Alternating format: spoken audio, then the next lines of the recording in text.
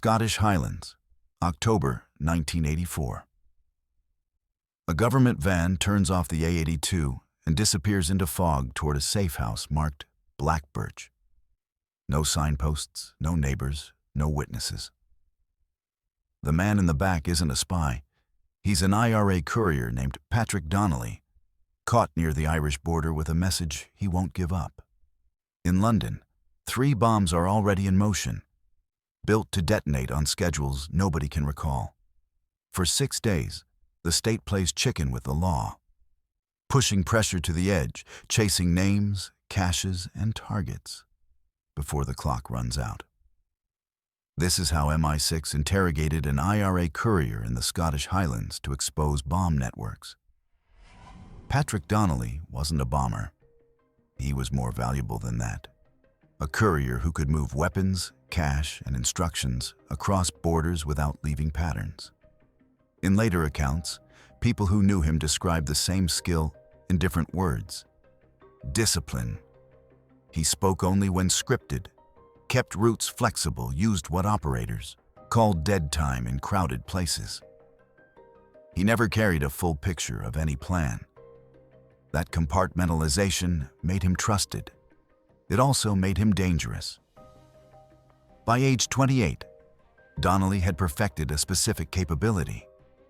He could transport high-risk information through heavy surveillance without creating a readable trail. Associates described him as methodical, never impulsive. When stopped near the Irish border in October 1984, the first interrogations failed completely. There was nothing to bargain with because Donnelly's whole job was to be a sealed container. One formative event shaped his operational behavior.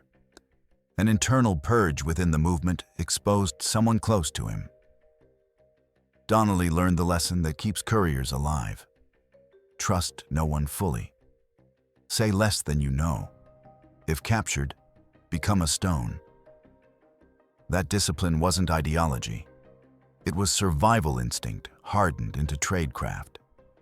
Intelligence services had tracked Donnelly for 11 months before the border. Stop.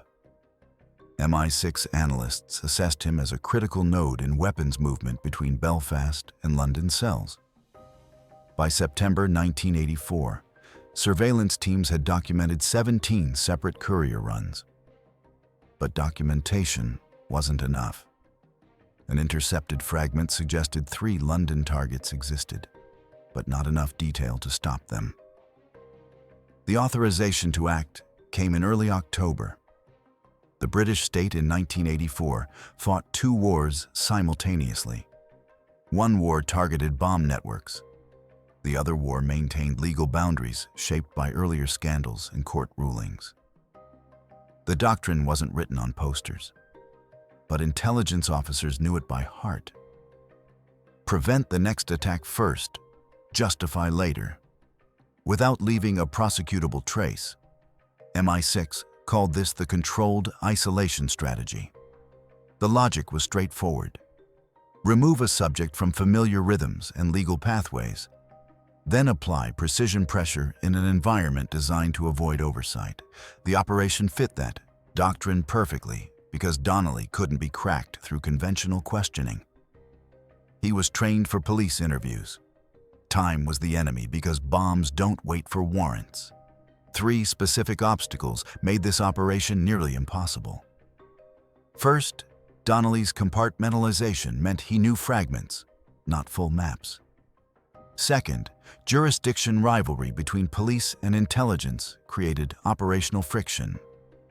Police wanted clean chains of evidence for court. Intelligence wanted speed over admissibility. Third, legal risk loomed constantly. Anything resembling banned coercion could collapse future trials, spark public outrage, and hand propaganda victory to the IRA. Despite these challenges, planners identified an opportunity. A fragment intercepted on October 7th mentioned coded phrase Martin's weather. Intelligence analysts couldn't decode it, but the urgency markers were unmistakable. Within 72 hours, all elements would be in position. But first, The legal architecture for relocating Donnelly needed to be constructed. During the 48 hours between Donnelly's border detention and his Highland transfer, the lead interrogator experienced what handlers call operational vertigo.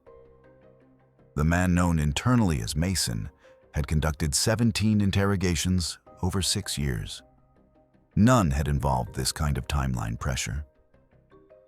In a later debrief, psychological assessors noted Mason displayed appropriate stress indicators, disrupted sleep, heightened vigilance, repeated double-checking of procedural boundaries.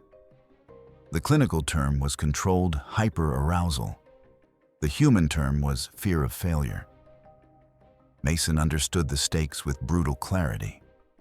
If Donnelly stayed silent and civilians died, the interrogation would be dissected in Parliament and courtrooms for years. If Mason pushed beyond legal boundaries and evidence became inadmissible, bombers would walk free. Every question carried that calculation. Every silence amplified it. But the mission continued because the alternative, doing nothing, wasn't acceptable to anyone making decisions. Intercepted communications from October 9th revealed Donnelly discussing his daughter's upcoming birthday during a monitored phone call 3 weeks earlier. She would turn 7 on October 23rd. Donnelly had mentioned planning to take her to Dublin Zoo. Analysts noted nothing operationally relevant in the transcript. The detail sat in his file. A father making promises he might not keep. When the Highland relocation happened, that birthday was 16 days away. The human impact of his capture wasn't recorded in official documentation. By October 10th, the operation entered its execution phase. A fragment decoded by GCHQ suggested timing windows were closing faster than initial assessments predicted. The authorization came directly from the Joint Intelligence Committee with a specific directive code, Ember 7. The operational window was 6 days maximum. After that, either bombs would detonate or cells would go dark, interpreting Donnelly's silence as a signal to abort and scatter. The relocation architecture began with a document that didn't officially exist. A transfer order drafted without MI6 letterhead, without names, carrying only a compartment designation, Alpha 3. The language was deliberately bland, medical observation and debrief. If overheard or intercepted, it sounded routine. If challenged in court, it could be defended as protective custody. The truth was neither. 2 identities were constructed simultaneously. For Donnelly, the safe house was framed as a temporary holding site. Quiet, secure, a place to clear up misunderstandings before formal processing. For the outside world, the facility didn't exist. Location records showed the property as a private rental on administrative hold. No phones were connected, no mail deliveries scheduled. Supplies arrived in unmarked civilian vehicles on a fixed rhythm that mimicked commercial delivery patterns. The site itself had been selected 3 months earlier as part of contingency planning. A former hunting lodge on a 3-mile single-track approach, shielded by terrain and October weather. Internal designation, Black Birch. The nearest village was 8 miles south. The nearest telephone box was 6 miles east. Isolation was the architecture. Infrastructure was minimal but deliberate. A Nagra IRA recorder for controlled statements, each reel time-stamped and cataloged with sequential identifiers. A Harris RF5000 burst transmission HF radio for encrypted updates. Transmission windows lasted 8 to 12 seconds, then silence. A comprehensive medical kit and observation log maintained every 6 hours. The log served 2 purposes: genuine health monitoring and legal insurance if physical condition became contested later. The team structure reflected operational security through ignorance. 4 personnel rotated on 36-hour cycles. The lead interrogator, identified. in internal traffic as Mason, had been trained in what the service called cumulative questioning, building contradictions across time rather than forcing immediate breaks. A legal liaison officer, designated clerk in documentation, existed to ensure every statement and procedure could survive courtroom scrutiny. 2 security officers rotated from a separate unit, deliberately kept ignorant of operational objectives beyond perimeter control and subject supervision. One specific detail anchored the operational rhythm. All internal timekeeping used Zulu time callouts, eliminating confusion across rotating shifts. Daily updates were filed through burst transmission as Black Birch sitrep, formatted in strict 3-line structure. Subject resistance level, new identifiers mentioned, actionable intelligence gathered. The format forced discipline. If a line was blank, headquarters knew immediately that progress had stalled. October 10th, 1800 hours, Zulu. Donnelly arrived at Black Birch under cloud cover that reduced visibility to less than 50 meters. The journey from the Irish border had taken 9 hours, deliberately routed through back roads to disorient and exhaust. He was logged as Subject Alpha 3, searched thoroughly, and placed in a 12 by 14-foot room with no personal cues. Bed, table, chair, overhead light. The first session lasted 22 minutes. Mason asked only identity confirmers and route questions during that initial contact. Where was Donnelly on specific dates? Which border crossings had he used in the past month? The questions weren't designed to extract secrets. They established baseline response patterns. How Donnelly held eye contact, which questions made him shift posture, where his verbal rhythms changed. Every answer became data for later contradiction analysis. Donnelly's first response was textbook resistance. He confirmed his name and nothing else. When asked about his movements, he requested legal counsel. When IRA asked about the intercepted phrase, "Martin's weather," he went silent completely. The session ended without confrontation. Mason left the room. Clerk documented every exchange verbatim. Subject demonstrated expected trained resistance. No indicators of compromise. Recommend continued baseline establishment. Over the next 18 hours, complications emerged exactly as planners anticipated. Donnelly refused food twice, testing whether they would force feed. He asked for counsel 4 more times, probing whether isolation would break legal procedure. He spoke only to repeat his name and demand access to lawyers. Each refusal was documented. Each demand was acknowledged, but not fulfilled. The legal framing was precise. He was being held under emergency powers pending security assessment, a process that could legally extend 72 hours before formal charging requirements kicked in. What Donnelly didn't know was that headquarters pressure was spiking simultaneously.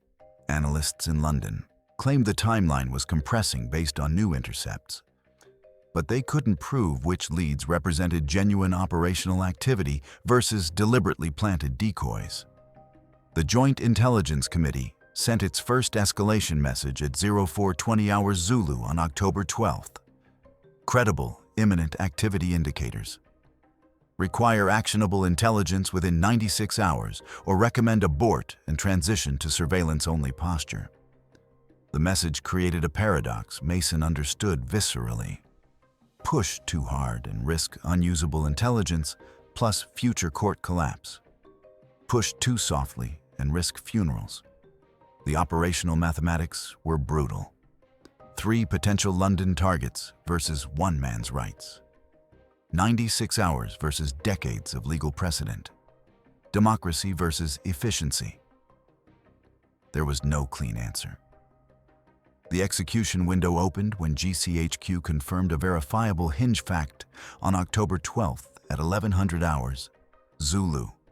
A separate intercept from a different IRA cell used the phrase, "Martin's weather," in connection with equipment movement. The context suggested it was a time window signal. When conditions were right, move the packages. Intelligence analysts cross-referenced every occurrence of similar weather-based code phrases over the previous 6 months. The pattern was unmistakable. Martin's weather meant now. That single confirmation changed the interrogation architecture completely. Mason could now ask questions that forced Donnelly to choose which lie would expose the truth. The technique was called triangulation through controlled knowledge. Reveal that you know something verifiable, then ask questions that only make sense if other connected facts are true. If the subject denies the connected facts, their denial creates contradictions with the verified anchor point. If they confirm the connected facts to avoid contradiction, they've just given up operational intelligence. October 12th, 13:30 hours Zulu. Mason entered Donnelly's room, carrying a sealed manila envelope marked with the number 12. He didn't open it immediately. First came the anchor point. We know Martin's weather means movement authorization.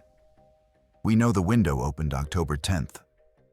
We know your capture coincided with that window. Donnelly's face remained impassive, but his breathing pattern changed.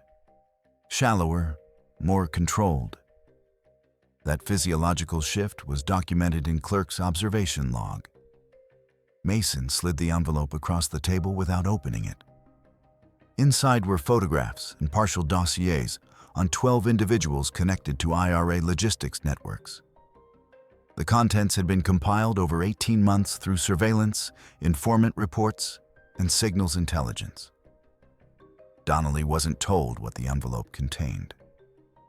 Mason simply said the photographs represented people whose freedom depended on what happened in the next 72 hours. Donnelly asked what that meant. Mason's response was carefully calibrated.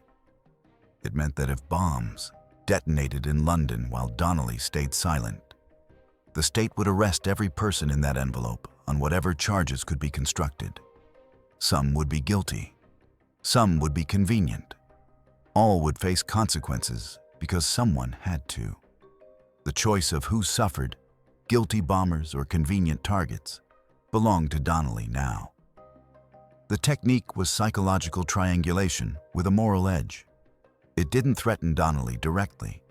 It shifted the weight of outcome onto him, while framing silence as complicity in harming people he might know. For couriers, loyalty isn't to abstract ideology. It's to specific people. Mason was weaponizing that attachment. Donnelly's eyes stopped on one photograph a fraction too long, less than 2 seconds. But enough. Mason noted the tell but didn't react. He changed subjects immediately, asking about completely unrelated border crossing patterns from July. That restraint was deliberate. Pouncing would signal desperation. Noted silence told Donnelly they were watching without chasing, which amplified uncertainty about what else they knew. October 13th, 22:40 hours Zulu. The operation pivoted to its calculated vulnerability. Mason introduced a controlled leak, a false flag designed to trigger reaction. He mentioned that raids were being planned based on preliminary intelligence, but the targets were broad. Entire neighborhoods might be cordoned. The implication was clear. If Donnelly stayed silent, the state would act blind and destructive, rather than surgical and precise. Donnelly reacted with anger, not fear. He called it collective punishment. He said they had no authority. Anger meant attachment. Attachment meant leverage. Mason documented the outburst verbatim and changed subjects again. The technique was accumulation through intermittent pressure rather than sustained attack. Let the subject stew in his own moral calculation between interrogation sessions. During the next 12 hours, Mason noticed something shifting in Donnelly's resistance pattern. The subject began asking clarifying questions instead of demanding counsel. Small questions, Procedural questions. What happens after this assessment? What determines whether someone gets charged? The question suggested Donnelly was mapping outcomes, calculating costs. That shift was psychological preparation for rationalized surrender. October 14th, 06:15 hours Zulu. Donnelly spoke in a new way. Not confession, but correction. Mason had mentioned a specific London borough as a potential target area. Donnelly interrupted. Wrong borough. The correction came out reflexively, an attempt to redirect impact away from the wrong place. That single word, wrong, unlocked the cascade Mason had been building toward for 4 days. Which borough was correct? Donnelly hesitated. Mason didn't fill the silence. After 41 seconds, Donnelly said, Islington. How did he know? Donnelly said he'd transported materials there 3 weeks ago. What kind of materials? Long pause. Components. What kind of components? Timing mechanisms. How many? 3 separate packages. The interrogation shifted from resistance to controlled drainage. Donnelly wasn't confessing heroically. He was surrendering incrementally, testing whether cooperation would actually redirect raids toward guilty targets instead of convenient ones. Each answer was followed by verification questions. Where exactly in Islington? What type of storage? Who received the packages? Donnelly gave details slowly, with pauses to assess whether they were listening or hunting. Mason recognized the pattern immediately. Donnelly was still exerting control by parceling information. The technique for handling this was patience. Don't rush. Document everything. Verify through multiple angles. Make the subject feel like a collaborator rather than a defeated enemy, because collaborators give more complete pictures than the defeated. October 14th, 11:50 hours Zulu. A second voice entered. Clerk, who had remained silent in the background during all previous sessions. Clerk read from a prepared legal briefing. If Donnelly cooperated substantively, certain outcomes became possible. Reduced charges, protected custody, considerations for family.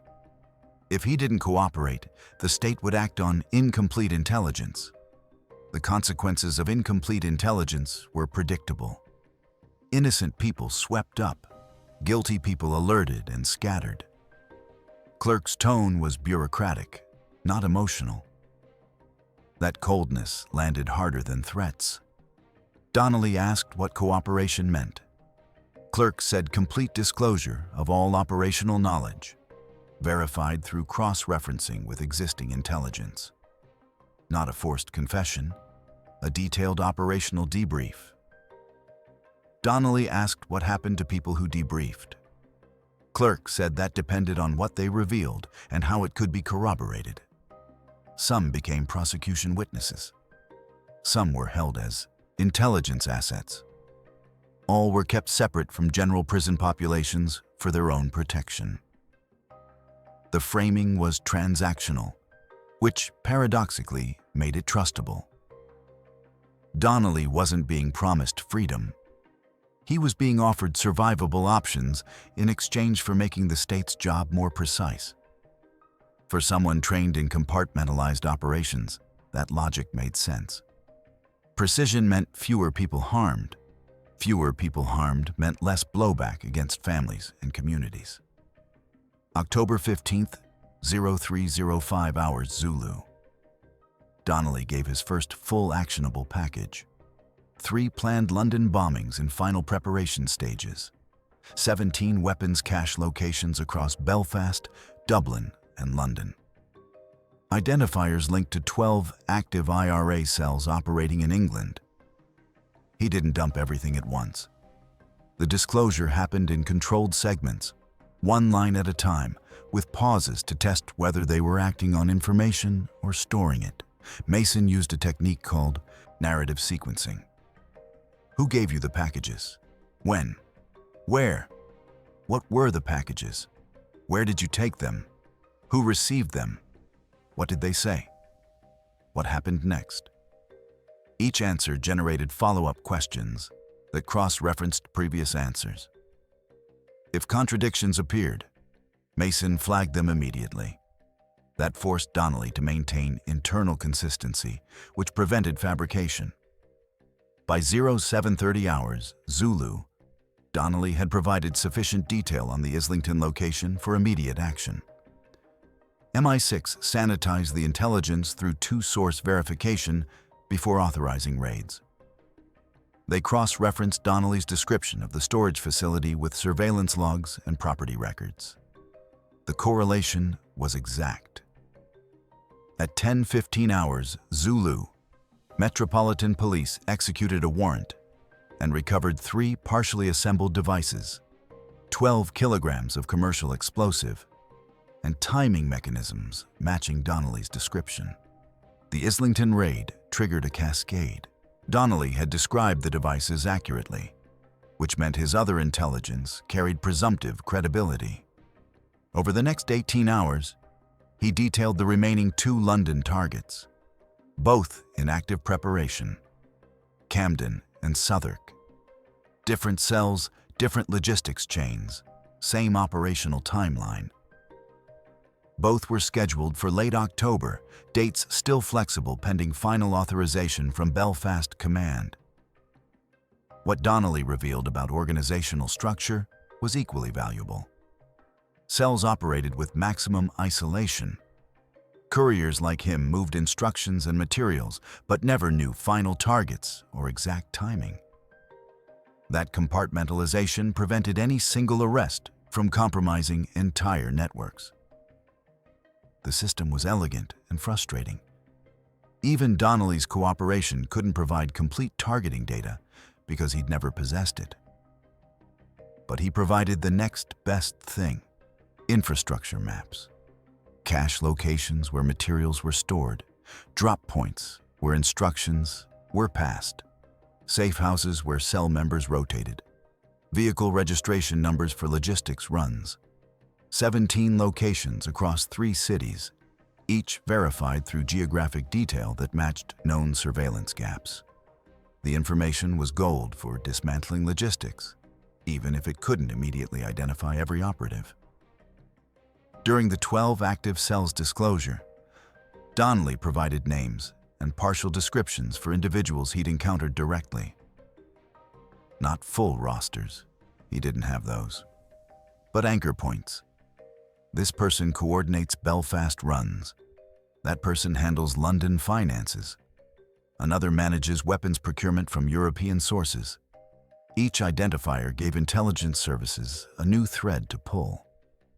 The photographs in envelope 12 suddenly gained context. 3 of the faces Donnelly identified as people he'd worked with directly. 2 others he recognized but couldn't name. 4 were complete unknowns to him.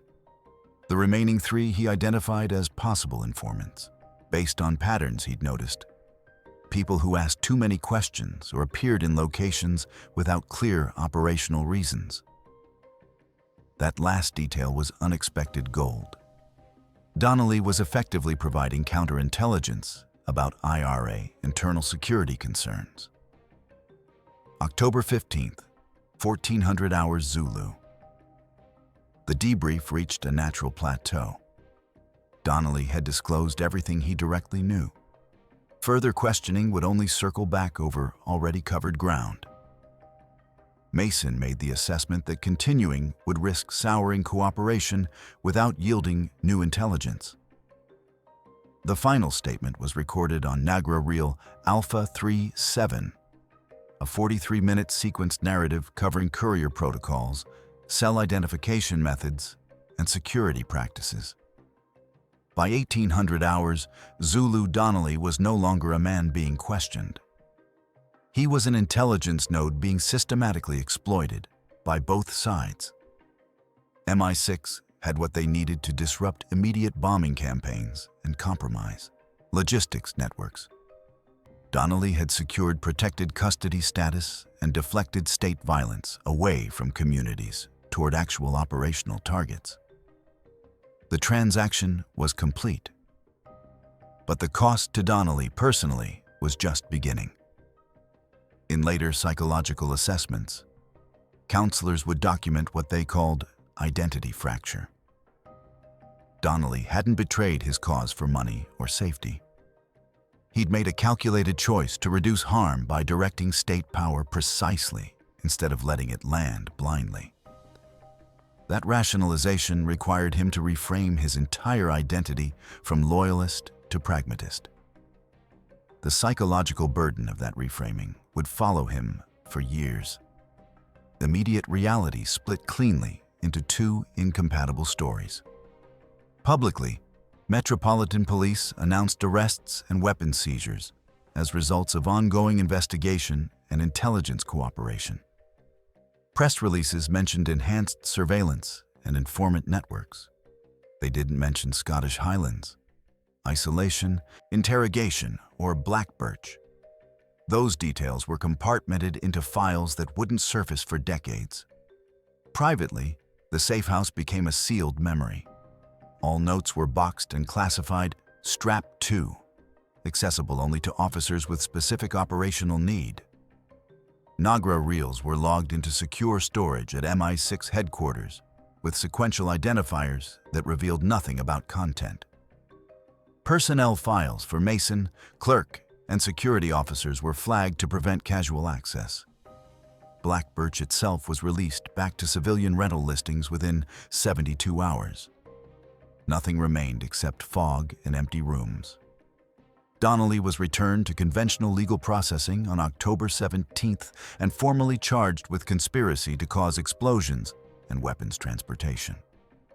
His cooperation wasn't mentioned in charging documents. Intelligence value and courtroom utility operated on separate tracks.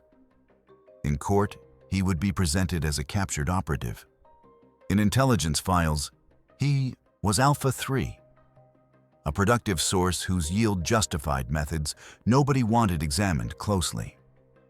Strategically, the wins were concrete and immediate. Raids based on Donnelly's intelligence disrupted storage chains across 3 cities, intercepted bomb components before final assembly, and forced 7 cells to go dark. Not destroyed, the IRA had redundancy built into every operation. But paranoid. Cell leaders couldn't know which safe houses were compromised, which couriers had broken, which operations were observed. That uncertainty was tactically paralyzing, yet the costs were equally concrete. Black Birch's success confirmed to IRA leadership that British intelligence would use isolation tactics outside normal legal frameworks. Response was swift. Counter-interrogation training intensified. Compartmentalization became even more extreme. Couriers were given smaller information fragments and shorter operational windows. The tactical victory accelerated the enemy's adaptation. The operation also deepened existing rifts between policing and intelligence communities. Metropolitan Police leadership privately expressed concerns about evidence admissibility, given the interrogation's off-book architecture. MI6 leadership countered that bombing prevention took precedence over prosecution. Both were right. Both were incompatible. The tension created lasting operational friction. Legacy emerged slowly over subsequent years. Black Birch became a template, never officially documented, but whispered about in training scenarios and contingency planning sessions.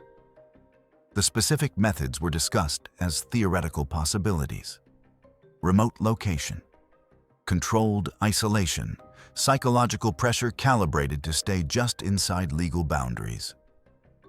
The template was simultaneously effective and impossible to acknowledge publicly. What Black Birch really exposed wasn't IRA bomb networks. It exposed the state to itself. British intelligence confronted the operational reality that preventing terrorism required methods democracy found uncomfortable to examine closely. After Black Birch, tradecraft evolution accelerated toward techniques that left fewer fingerprints. More technical surveillance, more informant cultivation, more signals intelligence collection. Not because those methods were more effective, they weren't. Because the political cost of coercion was too high to pay openly and too tempting to abandon privately. Two truths collided in October 1984 and never found resolution. One side argues, when you can stop civilian deaths, you have a moral duty to apply pressure, especially when enemies hide among innocents and exploit democratic restraint as operational advantage. The other argues, a democracy that almost tortures is still building machinery that can be turned on anyone, anytime, with the right fear as justification. Once you accept principle flexibility in crisis, you've surrendered the principle itself. Patrick Donnelly saved lives by cooperating. That cooperation was extracted in a facility designed specifically to avoid oversight and accountability. Did Black Birch protect democracy by preventing bombs? Or quietly rewrite democracy by accepting that ends justify means when stakes get high enough? The answer reveals more about your worldview than about October 1984.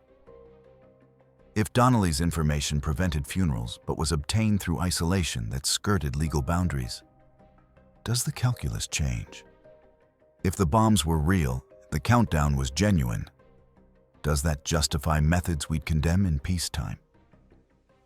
If we say yes to exceptional measures in exceptional circumstances, who decides which circumstances qualify and who ensures the exceptions don't become the rule? What's your take? When safety demands secrecy and democracy depends on both, which principle bends first? Drop your perspective in the comments. If this operation made you reconsider the clean lines between security and liberty, hit that like button and share this with someone who thinks they know where those lines belong.